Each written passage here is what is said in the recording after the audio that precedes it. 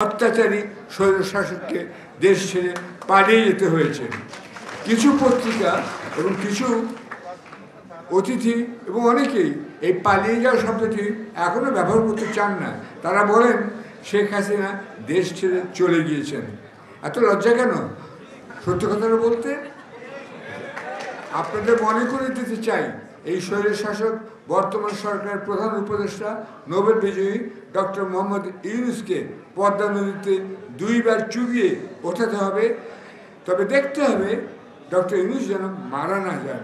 এরপরেই সেই শৈলিনী বলেছিলেন খালেদা জিয়াকে পদ্মায় টুস করে ফেলে দিতে। তাকে আবার তুলে নেওয়ার কথা তিনি কিন্তু বলেননি তখন। অর্থাৎ ম্যাডাম খালেদা জিয়াকে তিনি তখনই সরাসরি হত্যার উস্কানি দিয়েছিলেন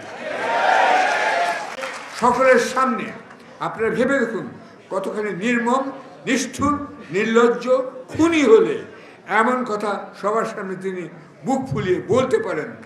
চিতল মাছ খেয়ে তার বুক অনেক বড়ও হয়ে গেছে, আমি লক্ষ্য করছি। তিনি তারেক রহমানকে পর্দায় ডোবানোর কথা বলতে পারেননি, কারণ অজ্ঞ ও মূর্খ শেখ পরিবারের সন্তান এই মহিলাটি অন্তত এটুকু জানেন যে তারেক রহমান থাকেন লন্ডনে টেমস নদীর তীরে।